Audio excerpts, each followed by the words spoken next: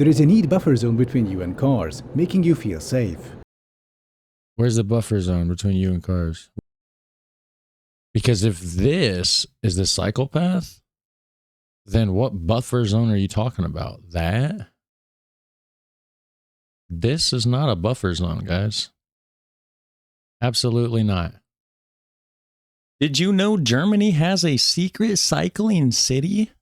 I did not know that. Evidently, that's exactly what they have. The secret cycling city.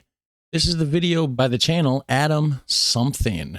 There we go. Links down below for this, so you can go check out the original video. And this is not the Netherlands, guys. This is Germany. Germany's secret cycling city. Let's check it out. Thanks for watching with me. Amsterdam is one of the most livable, human-centered cities on the planet, after having dared to move past the car-centric status quo. When I cycled around the city with not just bikes, I was amazed how convenient it was and how calm and safe I felt throughout the trip. That's cool. So he collabed with Not Just Bikes. Yeah, so this is a bigger channel. I noticed, yeah, 1.34 million subscribers. Not Just Bikes is also a bigger channel. Not that big, maybe. Well, maybe. I don't know, actually. But I wonder where this guy's from. Amsterdam is a gold standard of walkability and bike-friendly urbanism that the rest of the world, including Europe, marvels at. That includes... Sounds like he's from somewhere in Europe. His accent does. The guy from Not Just Bikes, I know he's from like Canada somewhere. Me, living in Germany. Compared to Amsterdam and other Dutch cities, Germany is a mixed bag. Lots of Germans are still addicted to their cars and cannot imagine their lives without them, while many others are ready for a change. Urban areas in Germany range from loud, filthy, depressing urban motorways to large, transit-oriented spaces. From dystopian, grimy underpasses to friendly, pedestrianized promenades. Bike and pedestrian-friendly, human-centered areas, while definitely there, are often patchy and inconsistent. For now, anyway. Compared to the gold standard of Amsterdam, German cities are still far behind. But what if I told you, we are not in Amsterdam? This is Leipzig, Germany. Well, I can tell just from the color. It's not the bike path in Amsterdam would have probably been like a burnt orange or like a reddish color, right? City that makes no excuses when creating truly bike-friendly, human-centered spaces. As a rule of thumb, a good cycle path is one you would let your small children bike on their own without fearing for their lives. This is why so-called sharrows and bicycle gutters are terrible. The leadership of Leipzig is well aware of this. Yeah, so that's how we have it here. It would be exactly one of those two options, which actually, yeah, now that I notice it, or that now that I see it, it does certainly say Brookline, Massachusetts right there. So yes, that is certainly, oh, and of course we got the American license plate. Therefore, the city is full of safe, separate bike paths with adjacent traffic limited to 30 kilometers per hour. On the back streets, you don't... That looked a little bit more like, because somewhere, I don't know if it's in the Netherlands, I think somewhere in the Netherlands, maybe not, maybe it's Denmark or something, has the greenish bike path, or no, maybe that's Carmel, Indiana. I'm not sure. Somewhere has green bike paths. I know you saw me seeing it in a reaction video. Let us know down below where that was. Traffic limited to 30 kilometers per hour. On the back streets, you don't even need a designated bike lane. Traffic is few and far between, and the speed limit is low. Time to head in for a Saturday morning coffee and cake on this calm, friendly street. And while we're sitting here, I would also like to thank Atlas VPN for sponsoring today's video. Atlas VPN offers a service that encrypts your data. So, I was actually sponsored by Atlas one time. Yeah, so get your discount down below. It said like, yeah, right there, 3 years, $1.99 before the deal expires. This video was posted 2 years ago. Deal's probably expired, but like I said, links down below for the original video if you want to run over there and grab that deal. But we're not here to watch that, so we're going to go ahead. Oh, geez, where's it at? There we go. After the break, it's time to look around the city. Leipzig has been progressively reclaiming space from cars and giving it back to everyday people. It's fun to stumble upon an urban oasis like this in a place that used to be a barren, asphalt wasteland, dead tissue in the heart of the city. So what's it, Leipzig? Is that what he said it was called?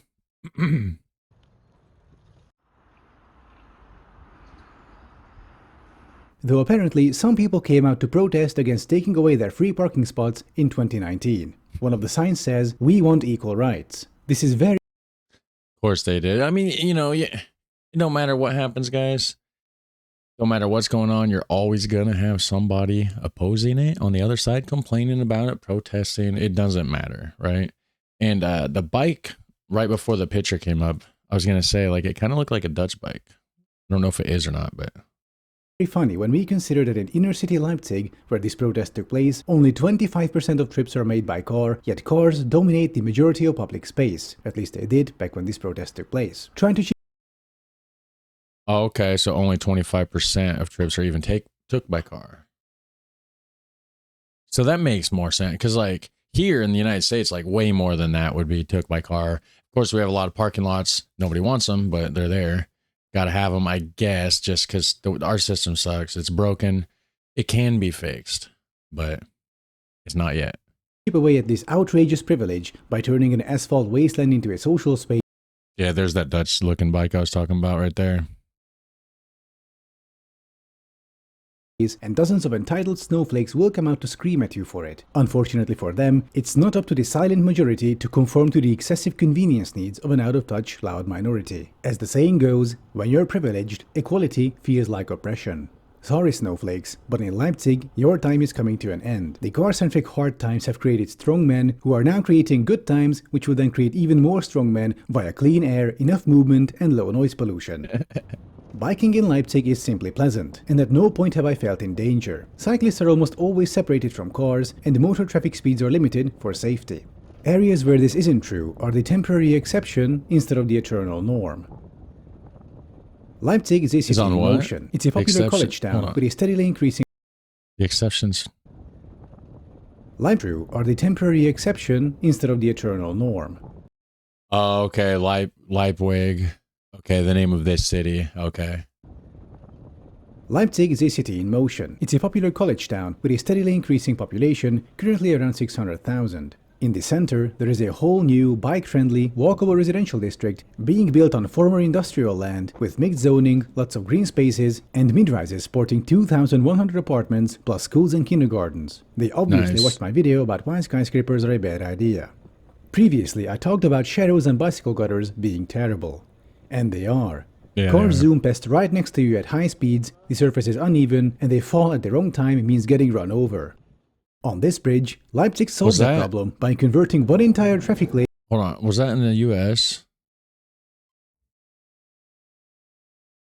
This looks like very much United States. Just people. But then again, I don't know. There's a lot of people walking around. You don't have that a lot. Well, I mean, in New York City you do. This could be New York City. Run over. On this bridge, Leipzig solved that problem by converting one entire traffic lane on each side to cycling lanes. There is a neat buffer zone between you and cars, making you feel safe. Where's the buffer zone between you and cars? Where's the cycle path? Is it on the side where the sidewalk? Is that like where this person's at? Is that what they're talking about?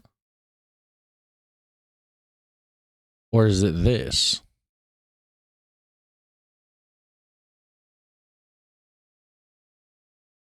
Because if this is the cycle path, then what buffer zone are you talking about? That? This is not a buffer zone, guys.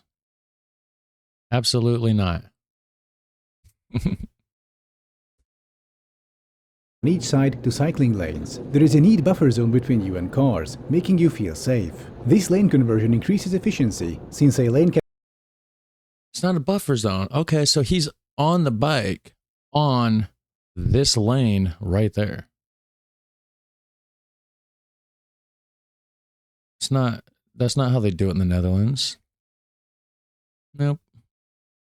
I don't think they'd be that close to cars. And move up to 12,000 cyclists per hour compared to only 2,000 cars. Leipzig accomplished this massive improvement not through a multi-million euro construction project, but with a bucket of yellow paint. So mayors, please take note. The surface will need some re-asphalting eventually, as cars have created ruts all over the place. It's insane how quickly cars destroy their own infrastructure. And we're spending billions and billions on this every year. When was the last time you saw a bike lane having to be patched? Most of us...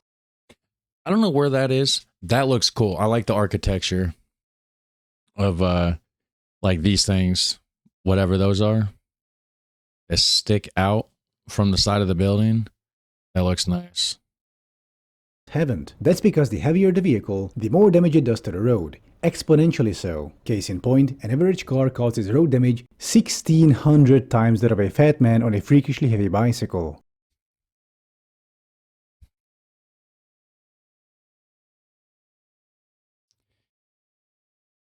Okay. I love it.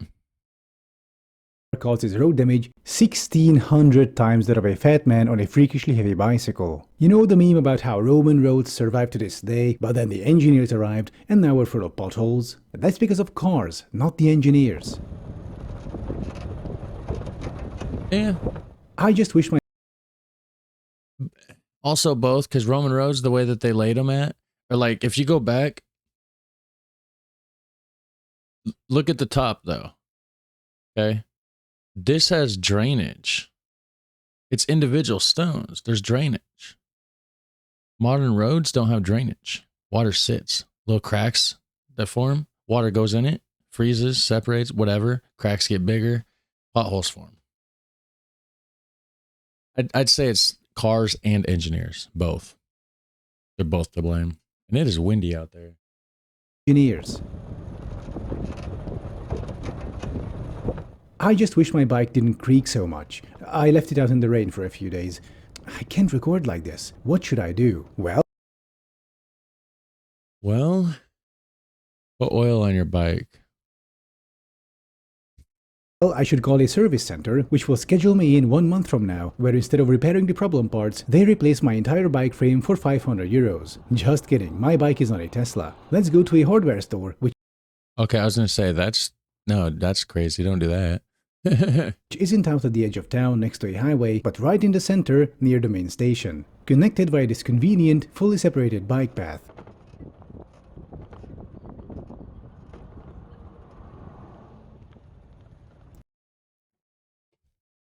That was a proper buffer zone. This stuff here, that's a real buffer zone. You got signs. You got trees. Poles. All the way down in between. And the bike lane is right here in between, separate than the walking path and the road. That's closer to how you're supposed to do it. Except for this area. But, you know.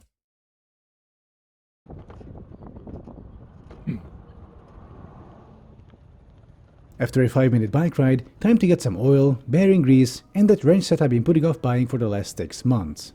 Leaving the hardware store, this bike parking area of a nearby office building looks like a good spot for a quick repair.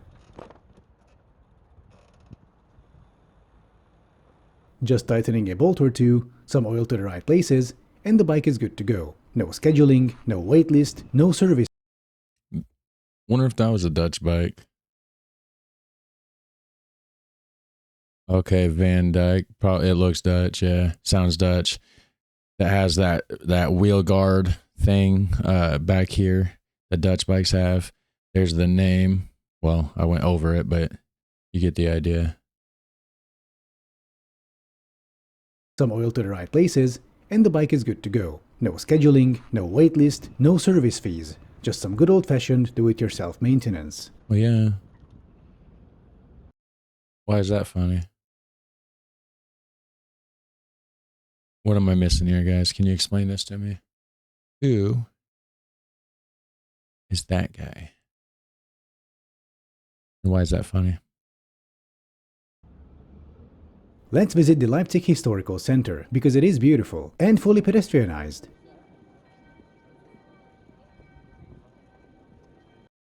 Okay, so are you allowed to just ride your bike through those areas? Because in some places you're only allowed to go on the bike path, right?